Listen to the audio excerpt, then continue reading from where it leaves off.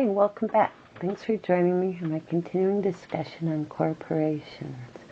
I want to slide in a quick presentation here on where we are on our balance sheets for corporations as far as they relate to the Stockholders Equity section.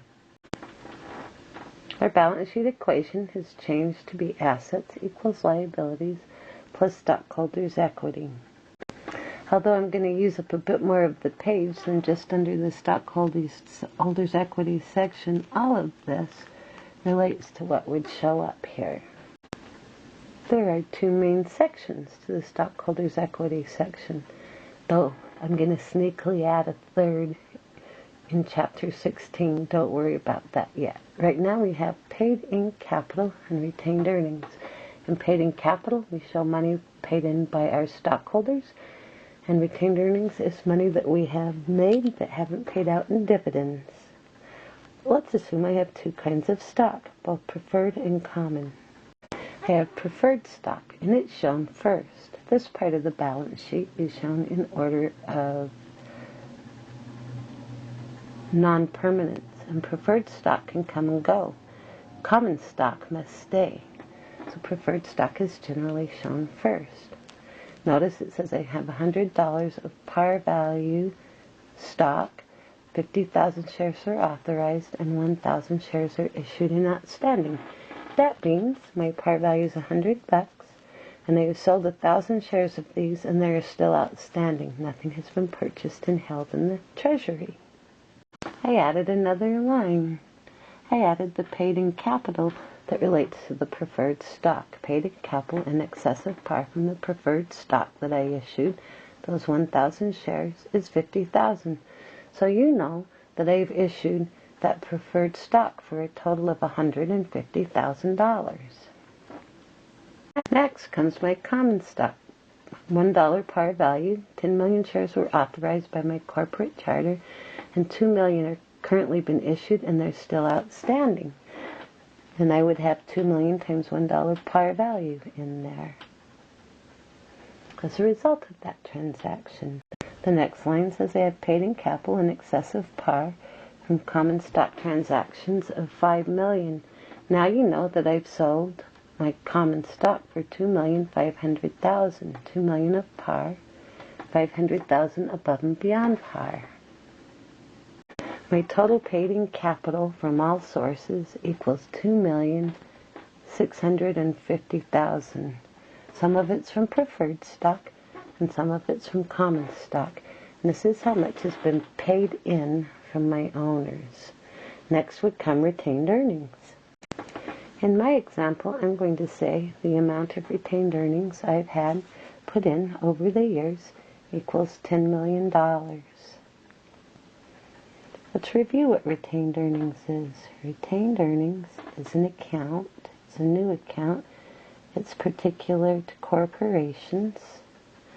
And it's where we close net income into. So it holds all of our net income since we've been in business, minus all of our dividends paid since we've been in business, from the beginning of time to date. And that's what's in retained earnings. So our total stockholders' equity on my balance sheet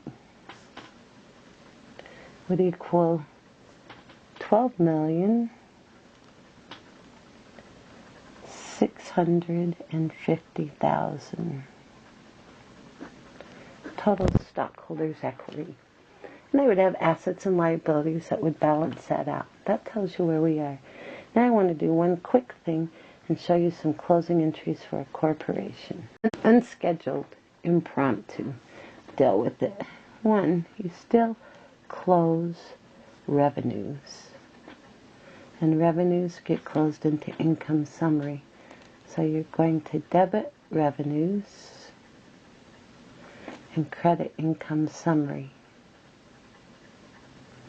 And it would list all your revenues out, as you always have done. And then you would close your expenses. Expenses have debit balances, so you would credit them. So we'll debit income summary for their total of our expenses, and then we'll list out our expenses individually and close them. So into income summary, you put revenue and expenses. If I'm not mistaken, that leaves net income in income summary. Now it's time to close income summary. Income summary gets, if it's net income, it's going to have a credit balance, so we'll debit it. We'll debit income summary, and for a sole proprietor, we put it in capital. And for partners, we put it in several capitals. But for corporations, we put it in a new account called retained earnings. Wahoo! Look at that. The closing entry changed a little bit. As far as the fourth closing entry goes, closing draws doesn't apply to corporations.